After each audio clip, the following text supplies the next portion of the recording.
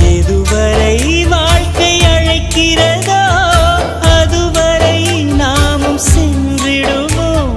விடை பெறும் நேரம் வரும்போதும் சிரிப்பினில் நன்றி சொல்லிடுவோம்.